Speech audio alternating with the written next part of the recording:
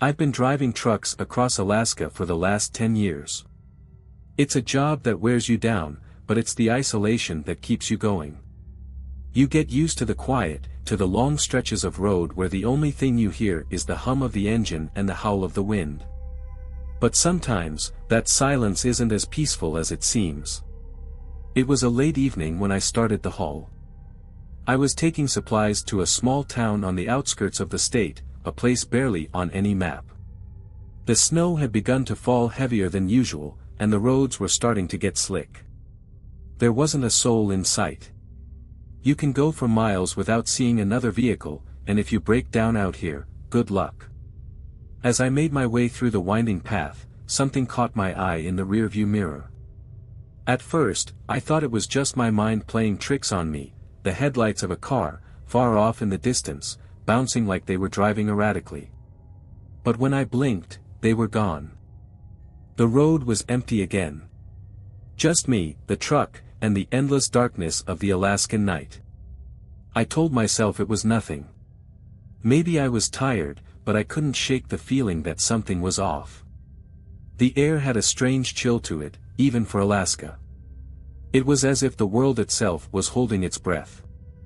A few miles later, I heard the unmistakable sound of a truck engine behind me. The hum grew louder, and I glanced in the mirror. Sure enough, a set of headlights were gaining on me fast. I wasn't sure where this guy had come from, there were no other vehicles on the road when I last checked. But before I could even think about pulling over to let him pass, the lights blinked out.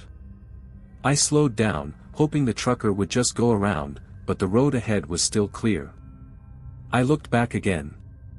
Nothing. No sign of the truck. No sound of an engine. I wasn't sure what to make of it. Was I imagining things, or had I just seen something that shouldn't be out here? But the worst part? I wasn't alone anymore. And that was just the beginning. I kept driving, my hands tight on the wheel, eyes darting from the rearview mirror to the endless stretch of white ahead. The road seemed to go on forever, just the dark, snow-covered expanse and the occasional blur of trees on either side. But I couldn't shake the sense that something was following me now, lurking just out of view. I told myself it was nothing, just the stress of the long haul, the isolation starting to get to me. After all, it was Alaska. People came out here to disappear. Maybe that trucker was just another guy going too fast in the snow, or some lost soul on a forgotten road. But then I heard it. A sound so faint, I wasn't sure at first if it was real. A tapping. Light but persistent, like someone drumming their fingers against the back of my cab. I slammed my foot on the brake and whipped my head around, half expecting to see a figure standing on the steps, but the back of the truck was empty. Nothing was there. No sign of anyone. I cursed under my breath, my heart pounding in my chest. I was starting to panic, I could feel it. My skin crawled with every passing second, every mile that stretched further into the night. The tapping stopped as suddenly as it had started, but my nerves didn't calm. I sped up, my truck roaring louder in the silence, but I wasn't moving fast enough. Every time I glanced in the mirror, the headlights were closer. Whoever, or whatever, it was gaining on me.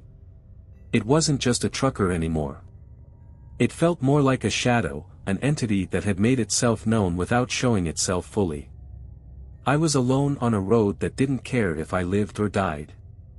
The temperature had dropped even further, and I could see my breath fogging up in the cab. It was so cold, the kind of cold that felt like it was seeping into your bones, making your joints ache, your teeth chatter. But it wasn't the cold that terrified me the most. It was the sound of footsteps, slow, deliberate, crunching in the snow behind my truck. I froze, straining my ears, but there was nothing there when I looked out the windows. Just more dark, swirling snow. But I could feel it. Something was walking right behind me, just out of sight, as if it was waiting for the right moment to make itself known. I couldn't take it anymore. I had to know if someone was out there. Maybe it was another trucker who'd pulled over for some reason. Maybe I wasn't alone out here after all. I pulled over to the side of the road, the truck's brakes screeching in protest. The engine died with an eerie finality, and I sat in the silence, waiting, listening. The snow continued to fall, thick and heavy, muffling any sound beyond my truck. I opened the door slowly, my boots crunching on the snow as I stepped out into the freezing air. I was alone. Or so I thought. I stood there, staring out into the vast emptiness of the Alaskan night. The wind howled, pushing the snow around in swirling gusts, making it difficult to see more than a few feet in front of me. I half expected to see a figure emerging from the mist, but there was nothing. Just the heavy silence, broken only by the distant creak of my truck's frame in the cold. My breath formed thick clouds in the air, but my chest tightened. It was like being in a dream, a bad dream where nothing made sense, but I couldn't wake up. The footsteps I'd heard earlier. Gone. The feeling of something, or someone, watching me. That feeling hadn't gone away. I glanced around nervously, then slammed the truck door shut behind me. As I moved back toward the driver's seat, I heard it again. The tapping. But this time, it wasn't coming from behind me, it was coming from inside the truck. My heart stopped. I froze in place, unable to move. I had just locked the door when I stepped out. No one could have gotten inside. And yet, there it was, clear as day, someone or something, tapping on the windows from the inside. The sound wasn't random, either. It was rhythmic, deliberate. Almost mocking. I hesitated for what felt like an eternity before I finally gathered the courage to open the door again. My hand shook as I grabbed the handle, yanking it open. The truck was still empty. The cab was just as I left it, nothing amiss, no sign of anyone. But then, I noticed something. The seat. It wasn't right. The leather had been disturbed, slightly shifted. Like someone had been sitting there. I stepped back, my pulse pounding in my ears. I had to get out of here. The air was thick with the sensation that something was waiting. I jumped into the truck, my fingers fumbling to start the engine. The truck roared to life, but I didn't feel any better. Something was wrong. I couldn't explain it, but I could feel it deep in my gut. I wasn't just being paranoid. I pulled back onto the road, my eyes flicking to the rearview mirror every few seconds. The snow was falling harder now, making it almost impossible to see more than a few feet ahead. My headlights barely cut through the haze. But then, as I glanced back, there they were. Two headlights, far off in the distance. I wasn't sure if I should be relieved or terrified. Could it be the same truck I'd seen earlier, or was this another phantom, another trucker lost in the blizzard, or worse, something else entirely? The truck behind me began to speed up. I could feel it drawing closer, and that feeling of dread returned with full force. I gripped the wheel tighter, trying to push the fear down. This was Alaska. Anything could happen out here. The weather could do strange things to your mind. I kept telling myself that, even though I knew deep down that this was different. As the truck crept closer, I saw something in the lights, a figure standing in the middle of the road. I slammed on the brakes, but it was too late. I don't know how I didn't hit him. My foot was still pressing the brake when the figure vanished, as if the snow itself swallowed him whole. 1 second he was there, tall, thin, standing still in the middle of the road, and the next, nothing. Just empty space, the headlights shining into the nothingness. I slammed the truck into park, heart racing, hands gripping the wheel so hard I could feel the blood pounding in my fingers. My breath came in short, panicked gasps, but I couldn't take my eyes off the spot where the figure had stood. I tried to calm myself down, trying to make sense of it, but the fear was suffocating. That wasn't just some person. That wasn't even a trucker. I knew that much. I shifted the truck back into drive, my foot pressing cautiously on the gas pedal. The truck moved forward slowly, my eyes scanning the road ahead, my nerves on edge. But every time I looked in the rearview mirror, the figure was still there. I could see the outline, faintly, standing just outside the lights of my truck, as though it was walking behind me. But when I looked in the side mirror, there was nothing. I wasn't imagining this. Something was out there, following me, but I couldn't see it clearly enough to know what it wanted. My knuckles were white, and I kept my foot on the gas as if the faster I went, the safer I would be. But deep down, I knew it wasn't that simple. The feeling of being hunted was unmistakable, and no matter how fast I drove, I knew the nightmare would follow. The road ahead began to curve, and I saw a flash of something in the distance, just a flicker of movement in the snow. My stomach twisted in knots. My gut told me I wasn't alone anymore, that something had crossed over from the world of the living to the world of the dead. Then I saw it. There, on the side of the road, more figures, standing in the shadows, blending with the dark. I barely caught the glimpse of one before my mind screamed at me to look away. I couldn't focus. I couldn't think. All I knew was that something was out there, and I wasn't safe anymore. I sped up again, my breath coming quicker, but the figures didn't disappear. They were multiplying. It was like they were appearing out of nowhere, shadowy shapes, faint figures, all wearing heavy winter coats. They all had that same stillness to them, like they weren't even real. And yet, I could feel their eyes on me, even though they didn't have faces. They were drawing closer, no matter how fast I went. I couldn't shake the feeling that they were all waiting for something. But what? That's when I heard it again, the tapping. This time, louder, faster. It wasn't coming from the outside this time. It was coming from inside the cab. I froze, panic gripping my chest.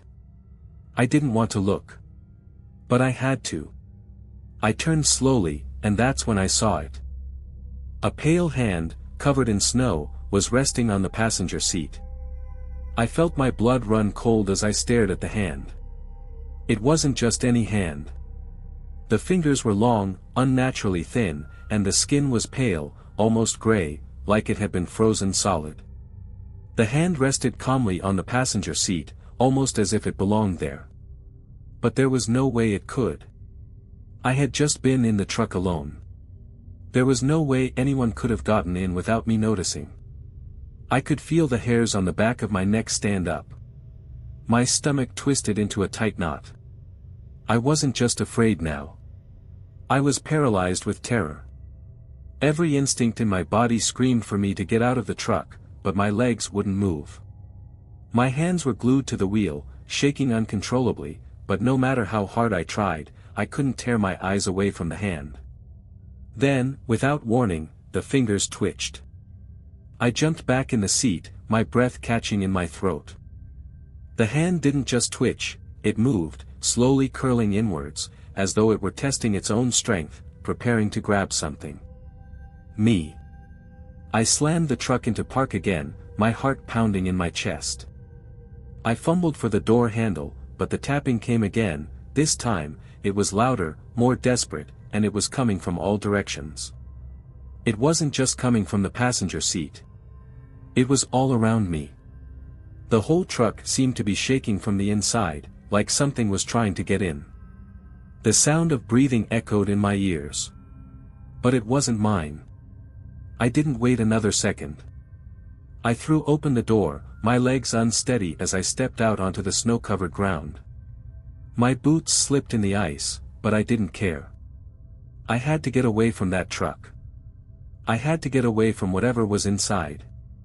I ran blindly into the storm, the wind howling louder than ever, the snow stinging my face. The road stretched out endlessly before me, and I had no idea how far I was from civilization. I didn't care. I just needed to escape. I turned back for a second, expecting to see the truck, but there was nothing. No lights, no movement. It was as if the truck had disappeared. I couldn't explain it. Maybe I was losing my mind.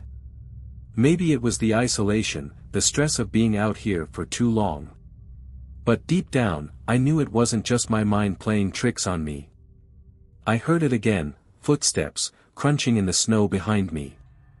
I froze in place, my body stiff with fear. Slowly, I turned, and there it was. The figure I had seen earlier was standing just a few feet away. But this time, it wasn't a man. Not anymore. It had no face, just a dark, empty void where its eyes should have been. It was towering over me, and the air around it felt colder than anything I had ever experienced. I wanted to scream, but the words wouldn't come. My lungs were frozen, my throat dry. The figure took a slow step forward, and I could hear the crunch of the snow under its weight, like it was pressing down on me with every step. The snow around me began to swirl, faster and faster, and I couldn't see the figure anymore. All I could hear was the sound of the wind, the pounding of my own heart, and the voice in my head telling me to run. So I ran. But this time, I didn't get far. I don't know how long I ran. Time felt like it had stopped. The storm had completely swallowed me, the snow blurring everything around me. I couldn't see a thing, just a whirl of white, the howling wind drowning out any sounds. My heart thudded painfully in my chest, each breath coming in ragged gasps, but still, I kept running. It was like the only thing I could do, the only thing that could keep me alive. But the worst part? I could still hear those footsteps. They were behind me, just a few feet back, moving at the same pace I was, but it was like I couldn't shake them. No matter how fast I moved, they were always there, just out of sight, following me in the storm. I stumbled over a patch of ice and fell hard to the ground, the wind knocked out of me. My hands scraped against the frozen earth, and I lay there for a moment, gasping, the cold creeping into my bones. But as soon as I hit the ground, the footsteps stopped. For a brief moment, the world was quiet again, except for the wind. It almost felt like I was in a different world, one where nothing could reach me, where I could just breathe and relax. But I knew that wasn't the case. I didn't need to look behind me to know that whatever had been following me was still there. I could feel it. The air around me had changed, it felt denser, like the atmosphere was pressing down on me, suffocating me. I got up slowly, brushing the snow off my jacket, trying to ignore the numbness creeping into my limbs. I took one more step forward, but my foot didn't meet solid ground. Instead, it sank deep into something soft, like I was walking into a pit. I looked down and realized with a sickening jolt that I had stepped into deep snow, no, not just snow. It was snow covering something else. Something I couldn't see, but I could feel it pulling at my foot. I tried to pull away, but the snow had a grip on me, tight and unrelenting. It wasn't just snow, it was something else. Something colder. I yanked harder, but my foot wouldn't move. And that's when I heard it, the unmistakable sound of something moving beneath me. The ground beneath me shifted, and I felt the earth crack open. Suddenly, something pulled me. Hard. It wasn't the wind. It wasn't the snow. It was as if invisible hands had wrapped around my ankles, dragging me deeper into the snow, pulling me toward the darkness below. I screamed, clawing at the snow with my hands, but I couldn't fight it. My body was being pulled under the earth, swallowed by the cold, suffocating darkness. I could feel the pressure building, the weight of whatever was beneath me tightening, pressing against my chest. My lungs burned with each breath, but the cold, that cold, was unbearable. It was unlike anything I had ever felt. It was more than just temperature, it was like the cold was reaching inside me, wrapping around my heart, freezing me from the inside out. I tried to scream again, but the snow had filled my mouth. The last thing I could feel was the freezing, crushing pressure, and then, nothing. I don't know how long I was trapped in the snow. It felt like hours, days, even.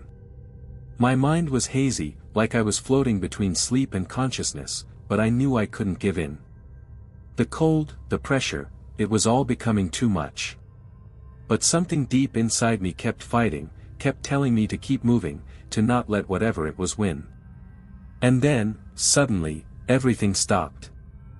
I don't know how or why, but I found myself gasping for air, the crushing weight lifting from my chest, and I felt solid ground beneath me again. I wasn't sure if I was alive or if I had passed into something else, but I wasn't in the snow anymore. My lungs were burning, but I could breathe, and the bitter cold wasn't suffocating me anymore. I blinked my eyes open, disoriented, trying to understand where I was. The storm had passed.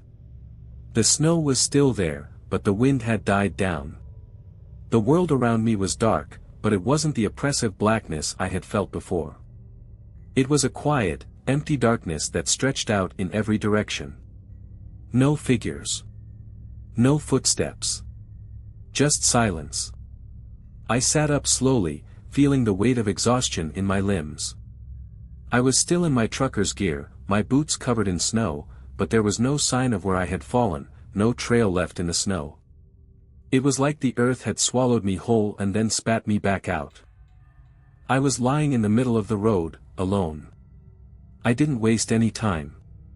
I scrambled to my feet and ran back to my truck, not even looking behind me. I didn't need to.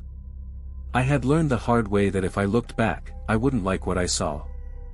I didn't even care if the truck was still working, I just needed to get away. The engine roared to life with a loud growl, and I didn't hesitate for a second. I floored the gas pedal, sending the truck speeding down the road, the tires sliding slightly on the icy surface, but I didn't care. The road was empty again, the only sound the roar of the engine and the snow kicking up behind me. As I drove, the fear slowly began to fade. Maybe it was the adrenaline. Maybe it was just the overwhelming need to survive. But I couldn't stop thinking about what had happened, what I had seen. I couldn't stop thinking about those figures, the footsteps, the hand in the cab, and that thing out in the snow. Was it a warning? Was it trying to take me? I didn't know, and I wasn't sure I ever would. But there was one thing I was sure of, I had escaped. I had made it out of that nightmare. And I had no intention of ever coming back. I wish I could tell you that I never went back to Alaska after that night. That I packed up and left, never looking at the road again. But you can't just walk away from something like that. It stays with you. The fear, the feeling of something watching you, following you, no matter where you go. I left the state for a while, took a few weeks off to let the terror fade, or so I thought. I kept telling myself it was just a bad experience, that I had been lost in the storm, overwhelmed by the isolation. But no matter how far I drove, I could still hear the tapping, feel the cold in my bones, the air pressing in on me.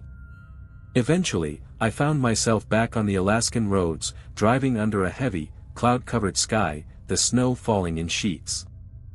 The truck had become a prison, and the road had become an endless stretch of dark nothingness. I wasn't sure if I was chasing something, or if it was chasing me. But this time, I wasn't alone. The headlights behind me appeared again, far off in the distance. I didn't panic, not at first. I kept driving, keeping my speed steady. But the truck began to close in on me, just like before. I could feel it. I could hear it. But this time, when I glanced in the rearview mirror, I saw something that made my stomach drop. The figure wasn't in the truck. It was walking beside it. Its dark shape loomed just outside the range of my headlights, moving at the same speed, staying in the snow as if it wasn't bound by the road. I tried to convince myself it was just my mind playing tricks, but it wasn't. I could see it. I could see the figure, those long, thin limbs moving like they were gliding through the storm. And this time, I could hear its footsteps, crunching in the snow, just beside me. I slammed my foot on the gas pedal, my hands gripping the wheel like a vice. I drove faster than I should have, my heart pounding in my chest. I didn't care about anything but escaping. But the figure kept pace. It was there, just out of sight, always there. And no matter how fast I went, no matter how hard I tried to outrun it, I couldn't shake the feeling that it was going to catch me. Then, for the first time since that night, I heard something different. A voice. A whisper, soft and low, just barely audible above the wind. You're not getting away. I snapped my head around, but the truck was still empty. No one was in the cab with me. Nothing had changed. But the voice didn't stop. It echoed inside my head now, louder, filling the cab, the space around me. You can't escape. The road stretched out in front of me, an endless, desolate trail, but I knew something had changed. I wasn't just on a road anymore. I was in its world now. The truck began to shake. The wheels started to slip. The engine sputtered.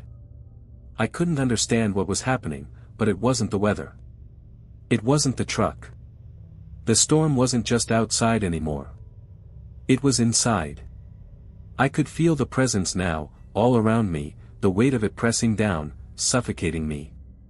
I could hear the whispers more clearly, and I realized, with a sinking feeling in my stomach, that they weren't just warnings anymore. They were a promise. I wasn't going to make it out this time.